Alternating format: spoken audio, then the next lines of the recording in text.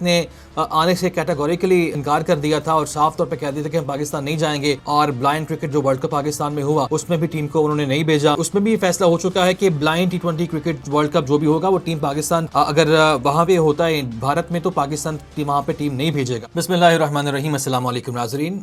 दानिश्वर में आपको खुशामदीद। उम्मीद करूंगा जहां होंगे खैर आफियत से होंगे। मैं हूं आपका मेज़बान मोहम्मद दानिश्वर।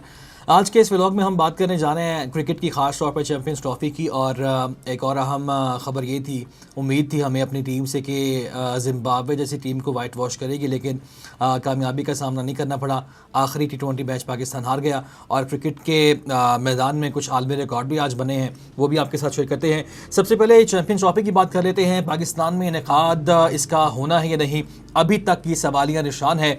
और इससे पहले आपको याद होगा ICC का जो इजलास था, जो गुज़श्ता हफ्ते जुमे के रोज़ था दुबई में, वो इजलास महज 15-20 मिनट चला। उसके बाद आज तक के लिए इजलास मुलतवी हुआ था। अब आज का जो इजलास है उसको मौखर कर दिया गया है। इसकी वजूहात ताहाल सामने नहीं आई हैं और इसमें जो खबर सामने आ रही है, आपको याद होगा कि जय शाह जो हैं वो ICC के चेयरमैन के तौर पर चार्ज संभाल चुके हैं। और जो ICC के साबिक चेयरमैन हैं, जो अभी रिसेंटली अपने ओहदे से सुबकदोश हुए हैं, ग्रेग बार्कले, उनकी जानिब से कुछ तनकीद भी की गई है और उन्होंने सवाल उठाए हैं और उन्होंने इस उम्मीद का इजहार किया है कि जो उनको खदशा है जय शाह वो बात नहीं दोहराएंगे। वो ये कहते हैं कि ये किस तरह हो सकता है कि क्रिकेट में इतनी टीमें हैं, क्रिकेट से कितने ममालिक मोहब्बत करते हैं, ICC के अंदर, ICC के अंडर भी कितने जो ममालिक हैं वो खेलते भी हैं। तो ऐसी सूरत हाल में अगर एक मुल्क इतना असर और रसूख अपना दिखाएगा कि हर बात ही उसकी मानी जाएगी, वो उसकी मोनोपोली कायम हो जाएगी, तो ऐसी सूरत हाल वाज़े नहीं होनी चाहिए। वो कहते हैं ऐसी सूरत हाल क्रिकेट के लिए नुकसानदेह है और उन्होंने इस उम्मीद का इजहार किया कि जय शाह उम्मीद है कि इससे बचेंगे। अलबत्ता इस सारे मामले में चैंपियंस ट्रॉफी की बात करें तो भारत की हरदर्मी बरकरार है। आपको याद होगा भारत ने आने से कैटेगोरिकली इनकार कर दिया था और साफ तौर पे कह दिया था कि हम पाकिस्तान नहीं जाएंगे। और ब्लाइंड क्रिकेट जो वर्ल्ड कप पाकिस्तान में हुआ उसमें भी टीम को उन्होंने नहीं भेजा। और बहरहाल उसमें भी फैसला हो चुका है कि blind T20 cricket world cup जो भी होगा वो टीम पाकिस्तान अगर वहाँ पे होता है भारत में तो पाकिस्तान वहाँ पे टीम नहीं भेजेगा।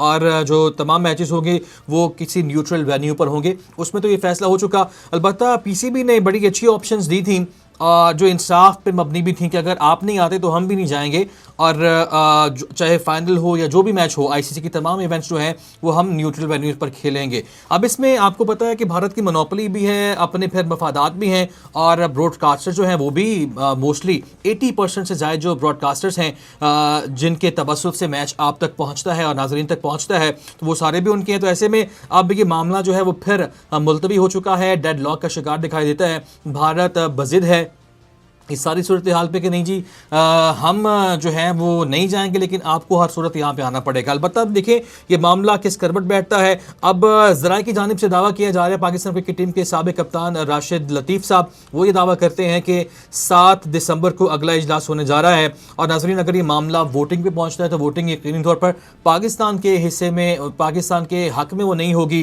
क्योंकि आपको पता है कि भारत की मोनोपोली इस किस्म की है और पैसा इस किस्म का लगाता है वो कि पाकिस्तान के हक़ में बात करना किसी और के बस में नहीं रहेगा। और बहरहाल अगर ये मामला पाकिस्तान के हाथ से निकलता भी है तो हुकूमत की जानिब से जो डायरेक्शंस हैं PCB को, और PCB का जो अपना मौक़िफ़ भी है वो बड़ा तगड़ा है और फैसला ये हो चुका है कि अगर पाकिस्तान के हक़ में यहाँ पे पाकिस्तान की हक़ तलफ़ी होती है तो फिर मामला अदालतों में भी लेके जाया जा सकता है। ICC को आलमी अदालत इंसाफ के कटहरे में खड़ा भी किया जा सकता है। तो बहरहाल हम उम्मीद करेंगे कि चैंपियंस ट्रॉफ़ी का जो मामला है वो एक अच्छे तरीके से सुलझे और पाकिस्तान में होनी चाहिए चैंपियंस ट्रॉफ़ी, और पाकिस्तान में हो हम ये दुआ भी करेंगे। और दूसरी बात है, ज़िम्बाब्वे ने तीसरी T20 में पाकिस्तान को शिकस्त दी है और सीरीज़ 2-1 से ही पाकिस्तान के नाम रही है। हमें उम्मीद थी, बड़ी ज़्यादा उम्मीदें थी कि वाइट वॉश पाकिस्तान करेगा, जिस तरह पाकिस्तान को ऑस्ट्रेलिया ने वाइट वॉश किया। बहरहाल मुकाबला तो तगड़ा था, लेकिन ज़िम्बाब्वे वाली टीम से भी आप बहरहाल आखिरी T20 मैच नहीं जीत पाए हैं, तो इस पर अफसोस का इजहार भी किया जा रहा है। पाकिस्तान ने आपको बताते चलें कि टॉस जीतकर पहले बैटिंग का फैसला किया था और मुकर्ररा 20 ओवर्स में 7 विकेटों के नुकसान पर सिर्फ 132 रन बनाए थे। कप्तान सलमान अली आगा ने सबसे ज़्यादा 32 रन बनाए। बाकी जो कोई भी खिलाड़ी हैं वो अच्छा परफॉर्म नहीं कर पाए। 4 नए खिलाड़ियों को शामिल किया गया था। ताहम बहरहाल इसका फाइनल नतीजा ये निकला कि पाकिस्तान ये मैच हार गया, लेकिन सीरीज़ 2-1 से पाकिस्तान के हिस्से में आई है। अब आपको रिकॉर्ड बताता चलूँ तो 20 ओवर्स के खेल में 349 रन का बड़ा टारगेट और ये आलमी रिकॉर्ड बन चुका है जिसमें 37 छक्के लगे हैं। भारतीय डोमेस्टिक टी20 में नया वर्ल्ड रिकॉर्ड ये कायम हुआ है।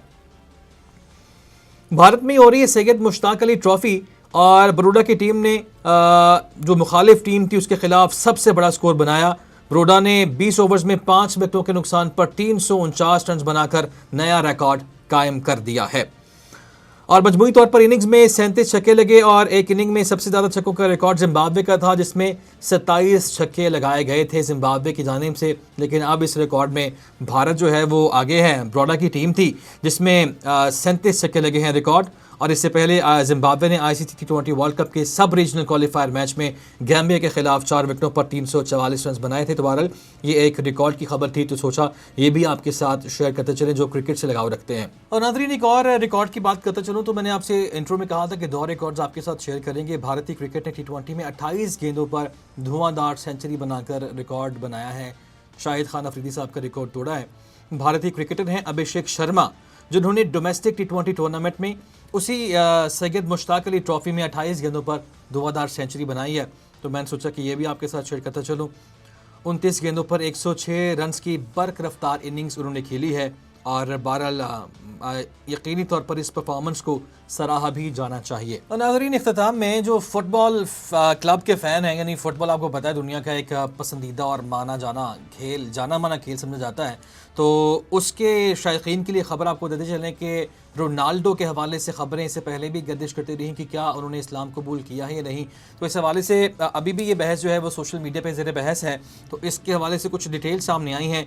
तो रोनाल्डो इस्लाम कबूल करना चाहते हैं, ये उनके साथी फुटबॉलर ने एक इंटरव्यू में इंकशाफ किया है। डिटेल्स में आपके साथ शेयर कर दूं तो सऊदी फुटबॉल क्लब अल नसर के साबिक गोलकीपर और रोनाल्डो के साथी फुटबॉलर ने इंकशाफ किया कि वो इस्लाम कबूल करना चाहते थे। और आपको याद होगा कि जब से लीग्स हो रही हैं, ख़ासतौर पे सऊदी प्रो लीग, उसमें खासे इन हैं और बड़े महंगे उनको ख़रीदा गया है सऊदी क्लब की जानिब से।